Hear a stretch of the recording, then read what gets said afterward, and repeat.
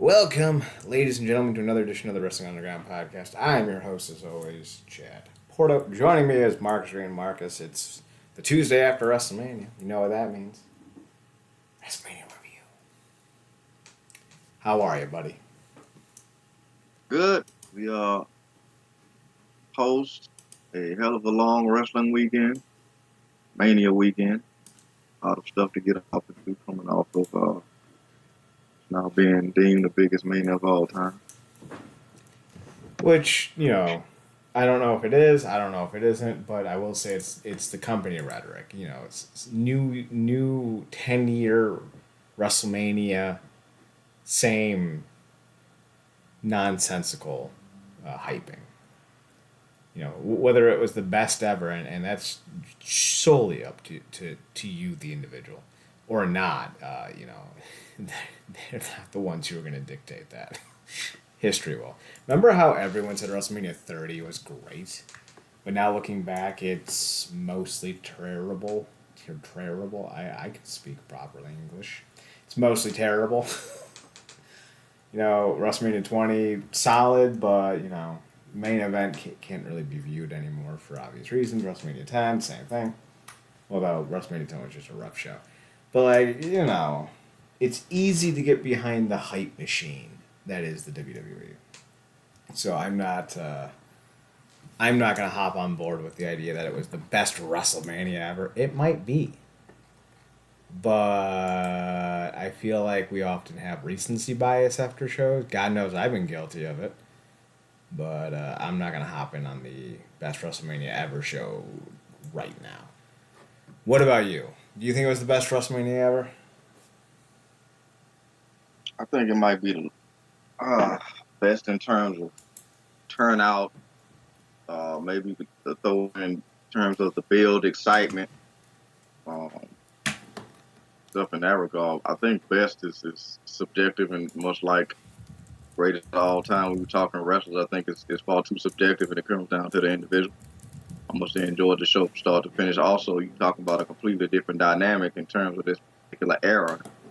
Certainly of the last 5 years, if not decade, because the narrative of WrestleMania has changed to two nights. Mm-hmm. So, a couple factors you might want that got to throw in there that warrants a far, I think, more broader discussion. And I do think the two nights of it all does hurt. I wouldn't say that the entire card was WrestleMania worthy. The 6-pack ladder match was fine, but with all those names, I thought there'd be more. The Rey Mysterio and who the hell is he supposed to tag with? It was supposed Dragon to tag, yeah, Dragon Lake. Yeah, that would have been fine, but it ended up being just kind of a 10-minute match where, of all people, Joaquin Wilde had the spot of the night. He's 37 now. He's my age.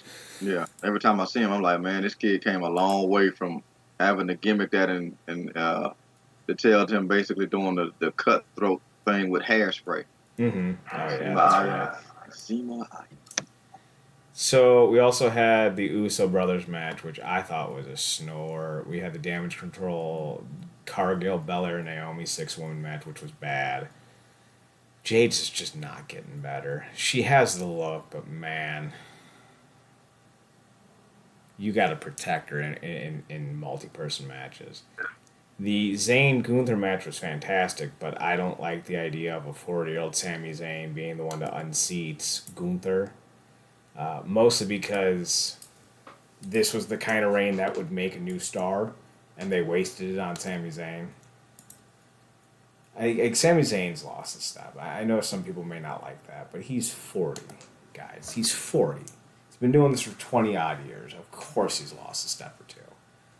I don't feel like he's as popular as he was when he was doing the Bloodline thing, what was it, almost 2 years ago. I feel like they wasted that. So, while it was a great match, it really was. And seeing the Brainbuster at the end on the top rope, that was dope. But what did it do? WrestleMania is supposed to be the night of the immortals, and WrestleMania Night 1 really just felt like a card that had The Rock on it. It wasn't great. And then seeing all the ads.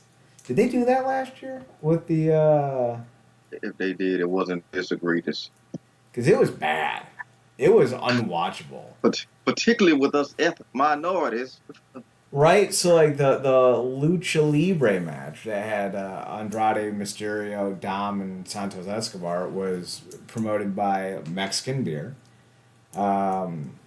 Dude Wipes did the Uso match, if I remember correctly. And then you had now granted, Wingstop's delicious, but they had wings, chicken, for the 6-woman tag match that featured black women, which, racial stereotypes. So I'm just and then I don't remember what the main event was, but it was also jarring and stupid. And I just don't understand why they had I think it was like Home Shield, like some type of like insurance plan. Ugh, what did they do to my baby? Yeah, the only protection on the show that wasn't advertised was actual prophylactic. And God bless them. You give them enough money, and that will change. Hey, the way the night was tapered and around certain individuals, they might have some type of like nightmare rubbers coming out. God, I hope so.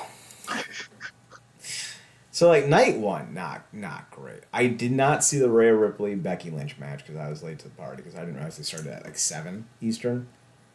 So I missed that.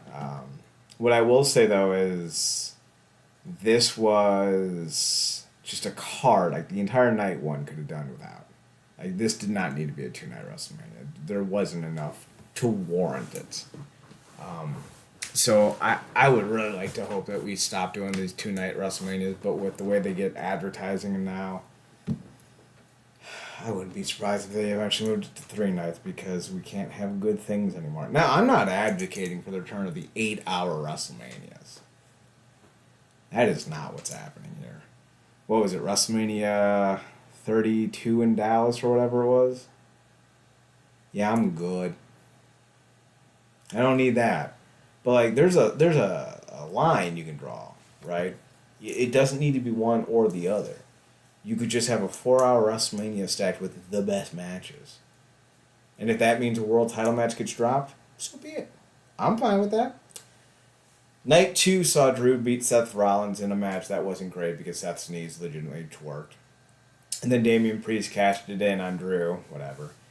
The Philadelphia Street Fight didn't need to be on the card. The Pride defeated the Final Testament in a match that really could have gone without. The most notable moment, besides Bully Ray, Bubba Ray showing up unexpectedly, was, I think it was Angelo Dawkins tried to put Karrion Kross on the table because Achman and Tokar and Razor were too big to do it to. And the table just fell out. I was like, oh, okay. No, that's fine. LA Knight and AJ Styles was fine. Styles is definitely showing his age. LA Knight doesn't wrestle a style, though, that would hinder him. But seeing these two kind of have a good, but not great match at WrestleMania, it really kind of solidifies the point that this was not a WrestleMania-worthy card. Logan Paul defeating Kevin Owens and Randy Orton was just for the memes of it all. Having I Show Speed as the energy drink when last time it was KSI. Again, I feel like who was that match for? It wasn't for wrestling fans. They had some moments in it that was cool.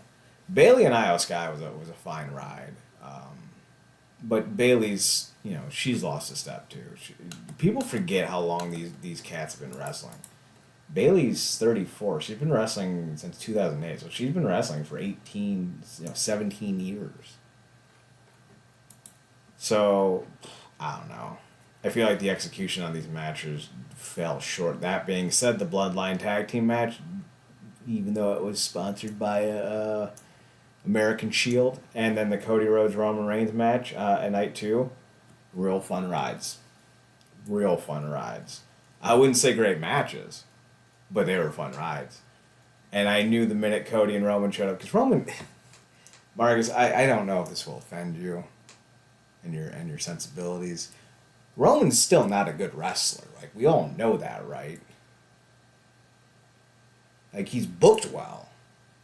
But there's a reason why Roman does these matches where there's 38 run-ins and 46 minutes wasted just, the other guy bumping the hell out for him. It's because Roman is very limited in the ring, and he has always been. This is not a news flash.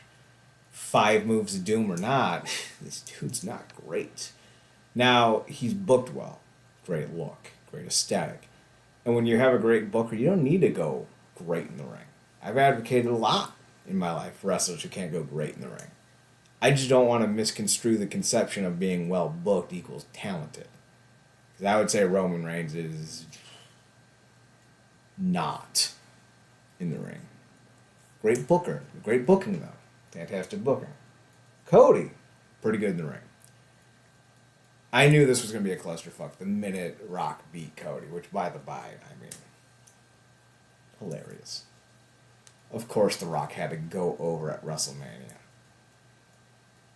I think he just got 69,000 new shares or something like that in TKO offerings because he agreed to wrestle at WrestleMania. At least that's the word going around the water cooler. So of course he got his win. Rock doesn't lose on screen. He's not gonna lose in the ring. I miss the days of Rock putting people over. I'll admit that. Cody beating Roman is fantastic, and while I knew it was gonna be a schmoz ending, I knew it. That doesn't mean I didn't like it. Oh, it was great. The Usos showed up and did about 13 seconds of work, which is about 12 seconds longer than their match needed to be. Then we had John Cena come out and beat up Solo Sikoa. When was the last time Solo Sikoa got a win? Doesn't matter. It's probably last decade. Probably when Cena had hair. Had all of his hair, I should say. I think that was his last one when he beat Cena. Jesus Christ. Oh, that's not good. And I think his last win before that was in NXT. Solo Sikoa doesn't win. Great luck. They really haven't done great with Solo Sikoa. Then Cena comes out, puts Solo Sikoa in the table, and then The Rock comes out, and he rock bottoms John Cena. And John Cena, man, watching him run down that entrance last night, watching him take that rock bottom, and then seeing him come out at the end of Raw in that 6-man tag and barely do anything, and then almost drop, who was it, JD McDonough, who's 110 pounds if he's holding a 10-pound sack of potatoes. Cena's, that was hard to watch. You're thankful he's in acting now because it allows him to move away from the thing he can no longer do at a high level. Yeah. Now, you could probably still get something out of Cena if you put him in a Survivor Series match, right? I don't want to see him in a singles match. Not unless he's gonna do some stem cell replacement, maybe hit the gym, and focus on the heating tables and the cooling tanks and the whatnot.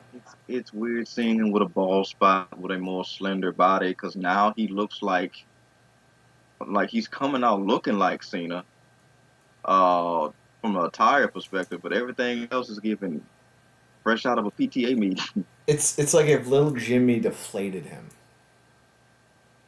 Just went up behind him and unplugged that little plastic tube thing that blow up beds have or beach balls have, and just pulled it out and he just Yeah, it's now he looks like he's not, but now he looks like a dad, and it's weird when he comes out now because it's not still Pop Molly for his music, but then you see him oh.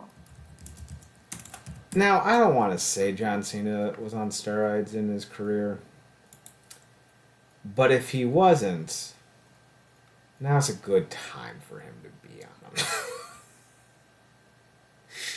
them. It's just one of those things where if he's going to keep wrestling, then maybe either keep hitting the gym. There's no reason Winston Zeddemore should be more jacked than John Cena. I'm sorry. But when you're talking about Ernie Hudson having arms like that at 70 whatever. Oh, yeah, OG is.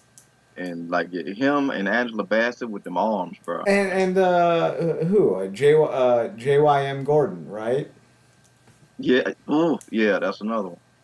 When you have so many of these old dudes just rocking up with these giant ass muscles, and then you find out that John Cena gets CGI'd for Peacemaker. It hurts. You can see the OG in the gym. Like, slander is spoken. Right, it's liable. Right? Curling out, clanging and banging, as The Rock was saying. And look at The Rock. Now, granted, The Rock has taken some, we'll say special vitamins, right? He's got to be. You got that Space Jam water. Yeah, he does. Only his has actual, we'll call them super electrolytes. So, like, I don't know, John. Just do more, work in the gym. We appreciate you, but it's also nice to know that he kind of knows. Like, this is the line from the Avengers with the Hulk. Sun's getting low. Sun's getting low on me right now, so he probably gonna try to get one more run out that thing. But yeah, it's time.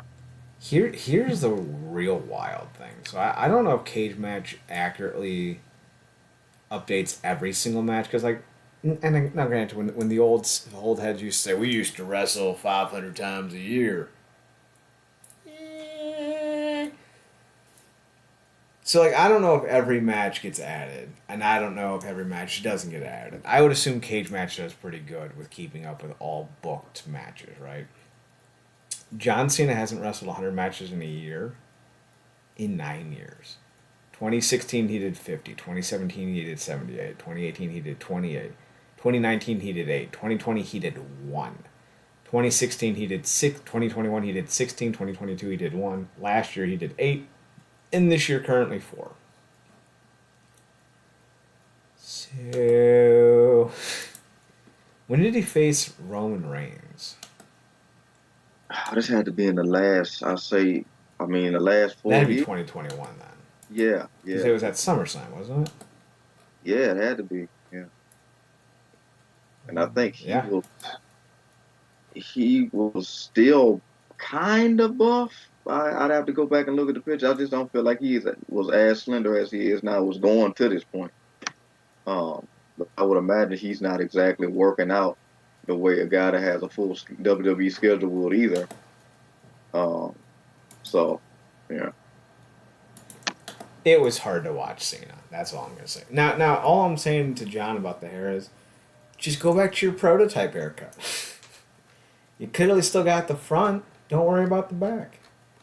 It's the comb over that he's trying to do. That's the part that hurts the most. Like I don't care if you go bald, bro. But the comb over and you trying to like peel your hair back to make sure it doesn't get shown, that's weak. Embrace the bald. It looks like in that particular spot. You remember them? You remember in 300 when them immortals had them little bombs they throw? Mm-hmm. To go off, it looked like a small one of them went off in the back of his head. Yeah, pretty much. It looks like an Acme bomb went off on the Roadrunner. Oh man. Now that being said, the best and worst was next. It was the Undertaker. He showed up and he's snarling and huffing and puffing and he chokeslams the Rock, but he's dressed like he's a grip for WrestleMania. Like he ran out of money and he's like, Paul, I really need a job. Like you think you can help me? You got 2 plastic hips? No, but Jimmy needs help with the light rigging. So why don't you go help him? Maybe we'll find something for you to do. Taker's like, what did that dude have that year? Who you talking about? The cameraman that I landed on almost killed myself that year. What did he have on? Some snook on. He went from the American Badass to the American Sled Ass. Like hey, me and Michelle are taking the kids to Colorado or whatever the fucking mountains are. To famous Sled Mountains. I think it's actually in California. But we're taking our kids up to the mountains. We're gonna go tubing. The American sad ass. But yeah, it's one of those things. I was going Instead of the tombstone, it's the toboggan. Hilarious. Yeah, I'm gonna have to ask Chad, like, what is obviously they've clashed in the past, but what was the immediate significance of Taker? I feel like they put Taker in the spot they wanted Austin to be in. Because it would have hit different if it was Austin. And I think you're right. I think that was supposed to be Austin's spot. Now, I want to say, and this is going to sound psychotic, because they may have feuded in... Okay, so they feuded in 2002 a little bit, because Kurt and Undertaker and Rock had a match And I want to say The Rock beat Taker to win the Universal or the Undisputed title. Or maybe it was like Big Show Rock and Undertaker or something like that. It was Vengeance 2002. Let's do a quick little Google search. Vengeance 2002, WWE. It was Kurt Angle, Undertaker, and Rock. That was the last time they had a match. But they didn't really have a feud. It was Angle and Rock mostly with Undertaker as champ. Their last real feud, Marcus, was 1990. Was it 9? I don't even think they feuded in 99. Yes, they did. Because it was the unholy alliance of the Big Show and the Undertaker feuding with the Rock and Sock connection. Gotcha. So it's been 25 years since these two men have spoken to each other for more than 4 months. It's because I was like, what in the freak is the connection? Because I know they clash. Because I remember one of the funniest clips that you'll see is that, like you said, that match with him, Angle, and Taker, all doing each other's finishes on each other. Mm-hmm. And no one did them well. Angle was maybe the best, but they all looked a little rough. Right? Because what, Rock is like 50 now. Mm-hmm. The only thing would have came close to the pop that happened on night 2 at the what everybody hoped would be the conclusion was seeing this version of the Rock at his age sell a stunner like he used to. Nobody could oversell a finisher like the Rock when it came to the stunner. You imagine this, the final boss, fish out of water flopping all over the ring. And the funny thing is that that would have been fantastic. And it's not like Stone Cold is that much older than The Undertaker. Rock's 50, I think, give or take. Let's see. He is 51. He'll be 52 this May. But The Undertaker's 59. Yeah, it's just... So... I'm like, it just felt awkward. Because a few things in all of wrestling get a pop. Like that glass shattering. So if that would have happened, they would have came face to face. You talking about a generation type moment, then hitting them with the stunner, and then Rock flip flap fly. I'm talking the only thing that would have rivaled that pop would have been that glass shattering, and then him taking the stunner, and then obviously behind that would have been the crowning of the American Nightmare as the thing that elevated past that. But yeah, that was like you said, we knew it was gonna be booked to high hell because the unsaid implication is if bloodline rules means anything goes, then technically anything goes for both sides. So yeah. Now, what I would love to have seen, if we get to put our Booker hat on, is at one point we get the I don't even know how you would describe his opening, but it would be the opening to Goldust's theme. And then Dustin Rhodes runs down with his half makeup on. I thought that would have been peak. Just peak, having Dustin there. But what are you going to do? Stone Cold is actually older than The Undertaker by about 4 months. Just a little bit of random trivia for you. And Dustin's only 54, so he's right there with The Rock in terms of his age.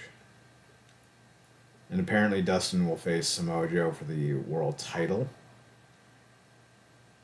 Oh, that'll be cute. Right. Now, there's a part of me that hopes Dustin has a little bit left in him, leaves AEW and goes to the NWA or even MLW, because he could easily be their top guy for a year. Oh, you don't want him to go back to WWE at all? I want him to win a world title more than anything. I don't subscribe to the idea that he deserves a world title. I don't agree with that. But Dustin, I think, with the right booking, which AEW can't give him because of a variety of reasons, with the right booking, you can get something out of him if you're a company who needs a name value. And they gave Satoshi Kojima the title on MLW. And Tim Storm has been a multi-time NWA champion in his 50s, so why why not? You know, so I like those brands could easily use that kind of name value. So, just a thought. Like I would be fine with him going back to the WWE if he was going to win the world title. Like if he showed up night one, beat whoever was the world champion, yeah, I'd be kosher with that. I just don't see that happening though. What if he, because, only thing, as we know, harder than getting up the mountain is staying on top of it. So, what's coming for young Cody. Um, Consummate babyface always getting the hell beat out of him before he triumphs. The run-in he never expected is a return of his brother. That gets a huge pop, because obviously the last time I think we saw them together was when they had that match with their father and triumphed over the Shield all those years ago. I think that was back in 2016.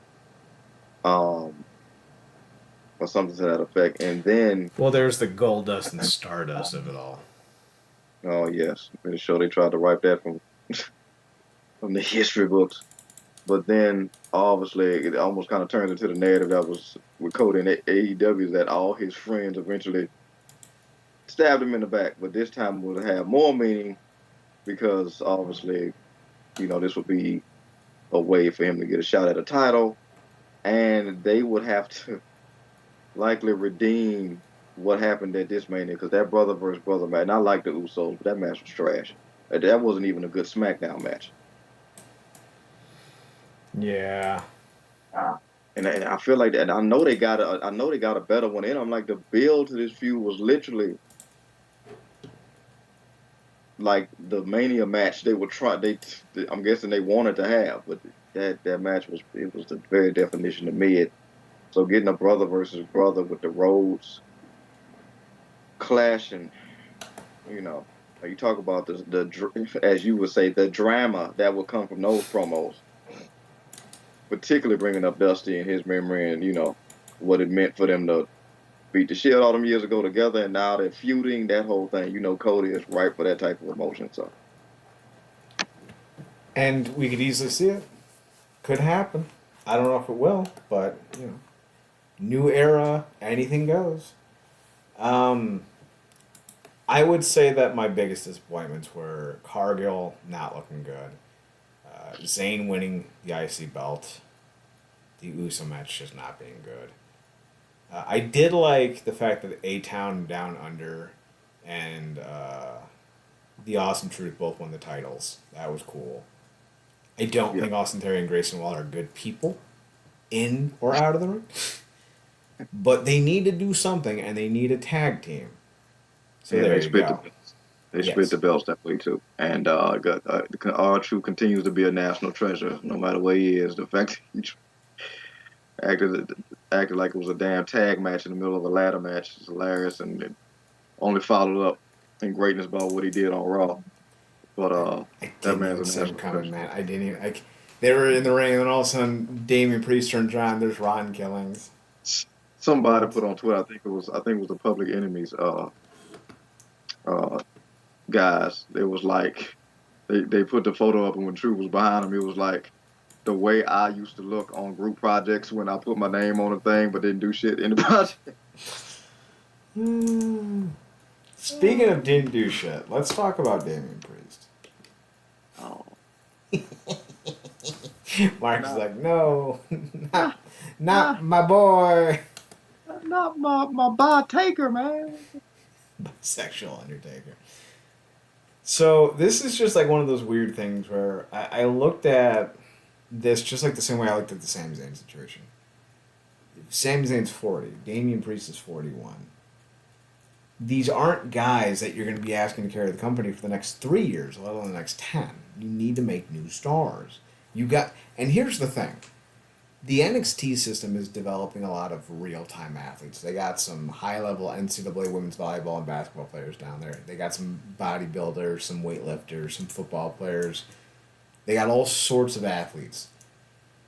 But if Chad Gable, who really was kind of the progenitor of the NXT shift to the quote-unquote real athletes, if he's any kind of gets, like a barometer setter for what you can expect, don't expect much, at least anytime soon. It's going to take a while. You're not training wrestlers, you're training athletes. It's one thing to get a Bailey or a Sasha Banks or a Seth Rollins or a Dean Ambrose. You bring them in because they've already been wrestling 5, 6, 7 years. So now you're just asking them, like, hey, you did it this way, just do it this way. This is how we do it. A lot quicker transition. Like, some of these people that we're just now seeing start to get success have been in developmental for 2 or 3 years. I think, like, the outlier maybe was, and I'm talking about ones who had no prior experience. I think it was Bronson. What's Bronson's last name? Rick Steiner's kid? Ron Breaker. Oh, God, Braun Breaker. Oh, that's right. I forgot about that. That's so bad. He's the exception, but he grew up in wrestling.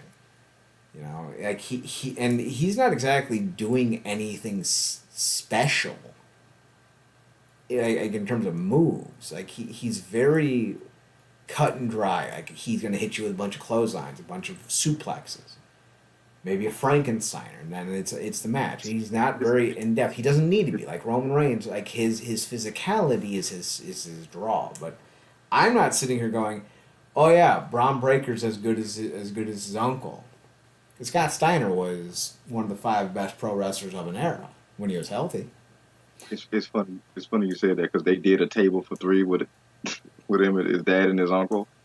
As Steiner was like, I think LeBron was like, I think I'm doing good. He was like, you should be. You just basically doing my shit. You're wearing my shit. You're doing my shit.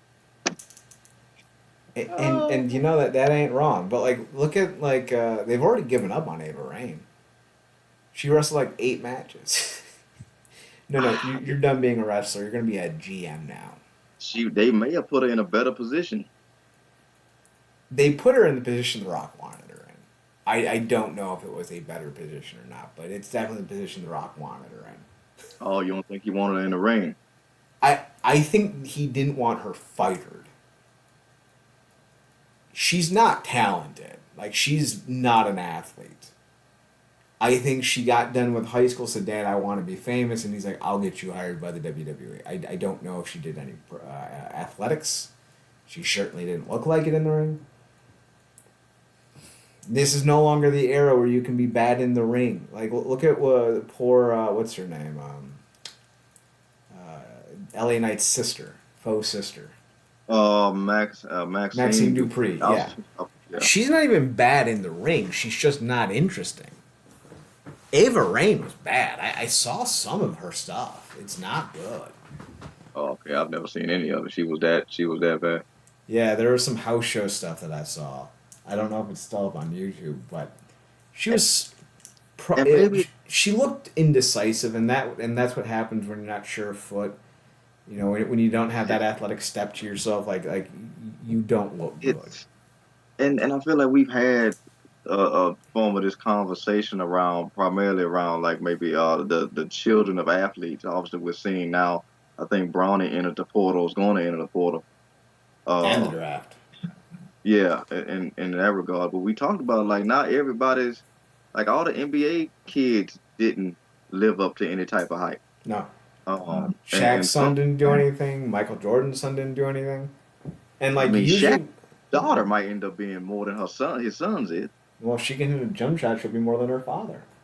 I will stand on a mountain and die and say that Shaquille O'Neal is the least talented basketball player to ever dominate the sport. Dude couldn't dribble, he couldn't pass, he couldn't shoot. Didn't want to work out. But because he was big and aggressive, he scored a lot. And had Kobe. And Kobe. The points came with or without Kobe.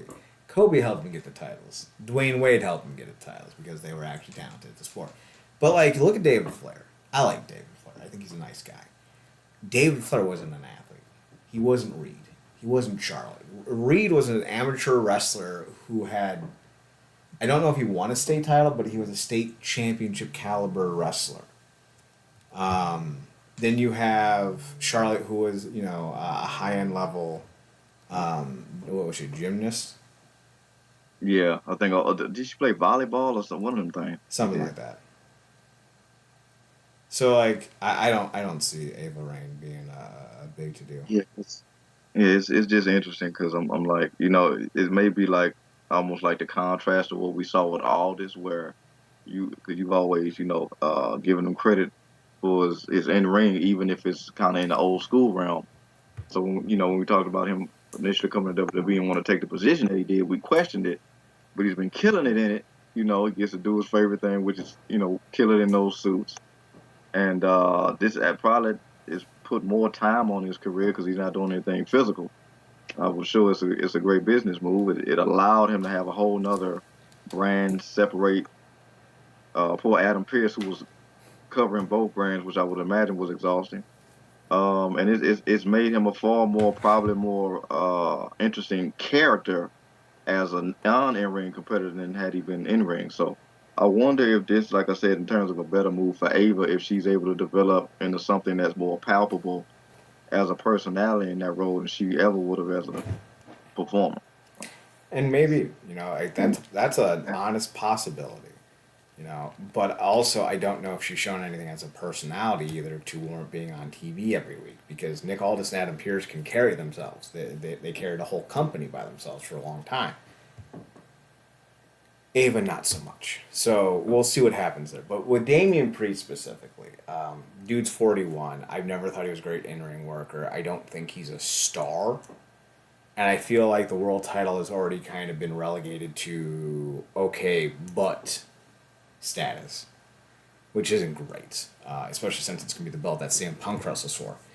I feel like they're going to do an honest-to-God brand split, where they're going to move one of the champions to SmackDown. I think it's going to be the World Heavyweight Champion. And I just don't feel like Damien Priest is headliner material. Not successfully. I see so much more like Jack Swagger or like 2011 Christian in him as the kind of guy he's good to have on the roster. He's not the guy you want leading the brand. And maybe he's just going to hold the belt until CM Punk comes back. It's funny you said that because in Drew's rant, rage of bit of a fit that he threw. Keep trying to figure his Scottish rant. There it is. I'm like, what is? I keep trying. Is he Irish? No, Scottish. But he called Priest a transitional champion, and basically had your sentiments towards Money in the Bank because that's the second time he got screwed by it. Yeah, he called Priest a transitional champion, and I'm wondering how they're gonna do it because I kind of, been watching Priest since his Ring of Honor days. Always liked him, appreciate him. I think he's been aided as well by this Judgment Day faction. I think the person who's benefited the most is likely Rhea, followed by Dom, who continues to have nuclear heat. But I think you're right about the brand split because obviously we know that the draft is coming up and Cody just feels more like a Raw guy anyway. So you're probably right about what they're going to do with the titles. I would imagine they're not going to split the group up, but you just never know what they're going to do. But they definitely need to get him into an immediate feud with some meat on him because if they don't, that transitional thing is not going to be that far off. And I know that's the last thing he will want. So I agree with you, but I think he's going to be a transitional champion. With the SmackDown rights coming up soon, they're going to want to load the show up, I'm sure, with guys to make it more valuable. But with Raw moving to Netflix, they want to keep their audience. So Cody apparently sold $1 million worth of merch over the weekend. He's going to go to whatever show the company deems the most important, and then CM Punk will go to the next show because they're going to need that show to be just as strong.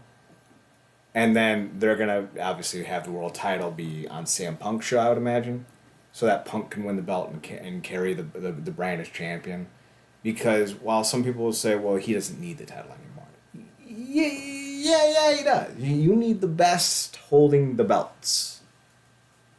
Whether it's in name value, marketing, promotion, talking, or wrestling, you need the best to hold the belts. Because that is an indication on who the leader of the show is. Point blank. Roman doesn't need the belt. When Roman's ready to come back, maybe he does need the belt. If Cody doesn't do it as champ. I think Cody will do it as champ. I think the reign of Roman is over. Thank Christ. But I do believe that the best will hold the belts by the summer. And I think it's going to end up being Cody and CM Punk. But we'll see if that holds to fruition. The Judgment Day's been a good group. Good group. Yeah. But their leading man is lacking a little bit of panache. Speaking of leading man, The Rock has said that he's going to face Cody at some point for the belt. Great. And outside of that promo, which spanned the first 60 minutes of Raw, it was basically Cody crying, which is, atypical Cody. And then The Rock coming out and going for 30 minutes, "You broke my heart, don't do it again." I was like, did all that need to be an hour? Nothing on Raw that happened was must-see. Yeah, Ilyana Dragunov came out, and so did Roxanne Perez, but I don't think either individual is such a big name in NXT that I would imagine that they were going to pop a rating. It's not like when Shinsuke Nakamura came up. That was huge. I feel like the Raw after WrestleMania is dead as a concept. Would you agree? I think it certainly changed, and last night didn't necessarily help the refuting your point, because it felt like, and maybe it's one of those things where it was the whole situation where it was like it was so big a weekend, it almost kind of felt like they did the thing that they do on the SmackDown of WrestleMania, where it's kind of like a rest up 2-hour kind of commercial leading up into Mania. This was kind of like a recap slash, kind of exhibition, little mild tease of what could potentially happen. Obviously, they threw Willie on there because he's going to be eligible for the draft, and ironically enough, to your point about Shinsuke, that's who he beat in the match. Roxanne Perez, this is continuing the fluidity of what they've been doing far better than they've done in previous years in terms of just the sympathicalness of NXT and making it seem like an actual brand that everybody can kind of just float on when they need or want to. But outside of that, nothing really, outside of what happened at the end of the night, because like you said, that 60-minute exchange of little to nothing between The Rock and Cody, they could have did that online. But yeah, it was kind of just a great. Well, I technically did enjoy it. Of course, I'm kind of biased to Liv Morgan, but she I don't know if you saw her, she went after Nia Jax, but that was hilarious. I didn't see her go after Nia Jax, but her throwing a chair at Rhea Ripley was hilarious. Oh, that's what I meant. Sorry, not Nia Jax, Rhea Ripley. Yeah, the way she, like, I don't know who came up with that idea, but the way she hit her was very Looney Tune-ish, and I love it. Yeah, it's great. Last bit of news that we're going to talk about this week is the apparent signing of Jacob Fatu to the WWE. I'm going to say this with no malice or mockery intended. He's better than Roman Reigns. If you think Roman Reigns is the cat pajamas, and listen, again, like, that's entirely up to you. Jacob Fatu is better. Fatu is the best wrestling member of that family going today. And if they let him have half of the run that Umaga had in his first year and half of the booking that Reigns had in his first year as champion. Now, I'm not talking about during the Bloodline era. I just mean, 2014, a decade ago. God, we cannot get rid of this bitch. You're going to see magic happen because Jacob Fatu was arguably the best MLW heavyweight champion until Hammerstone. And after Hammerstone lost that belt, it's still Fatu as number 2. Like, Alex Kane did a decent job. But Fatu did magic with that belt. And I really can't wait to see what they do with him. He's going to need to quit smoking. I think he was a smoker. I don't think he's going to be able to keep doing that in WWE and have the matches expected of him. We'll see. But, like, if he can drop, 10 pounds, get his health in order, drop some nasty habits, I think Jacob Fatu is going to be a fucking monster to watch. And I think it's going to be a lot of fun. Marcus, are you excited about Fatu? Because not only is he a great worker, he might revitalize the Bloodline storyline. That's one of the reasons why it wasn't that big a deal. Well, we only have so much, we cap off our level of investment anyway with this stuff because we're not sycophants. But that's one of the reasons why I didn't really feel a way about Reigns dropping it. One, I mean, that's what the story should have kind of always been building. They built it up. They built Cody the right way. And, I mean, it was time. He held it long enough. He did what he needed to do. And outside of creating a far better character for himself that actually did what he wanted to do in terms of connecting with the audience and actually getting over the right way with the audience, um, that bloodline story was ultimately, that's the legacy of that reign. Mm-hmm. Is the way he built that story with his family, because it's something you can always keep just flipping on its head over and over and over again, because family, like in real life, family dynamics are extremely complicated. So with the concept of that family having, and then we saw the family tree when they did the press conference for Mania, that family tree is so damn expansive, and that's just the people that have been there that we've seen. It's so many other Samoans that are actively wrestling or getting into it that we've yet to meet. And I'm sitting there that, like, I was thinking to myself, I'm like, I wonder if it's actually legal in their family to just have one kid. Because it don't feel like it is. Like, you have to have multiple kids and somebody has to go into the business. So, um, yeah, between Jacob, I think the Usos got another brother that's wrestling. Mm-hmm. Like, And this he actually thing, he was supposed to wrestle with Fatu, but Fatu had to pull out of the match for some reason. yeah, so this thing is just gonna keep building. Then you got the thing of where you could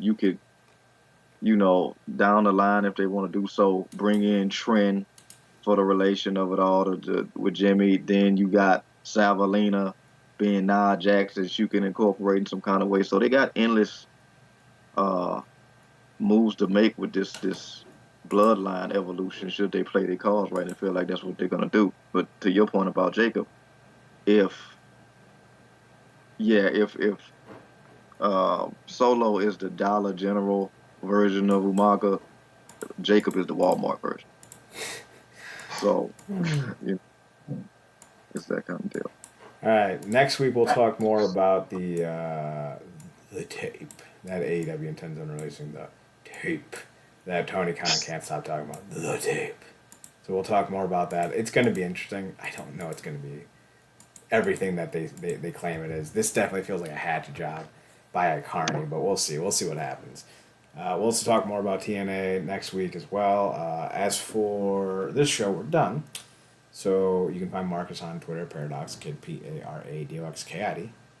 That's me. You can also find him on his other podcast, The True Penny Show, TruePennyShow.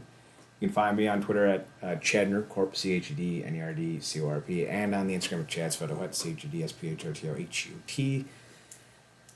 We'll be back next Tuesday for another edition of the Wrestling Underground podcast. So, as always, thanks for tuning in. Thanks for checking us out. Thanks for giving us a chance. Remember, as always, to watch more wrestling. And Marcus, take us home. Good.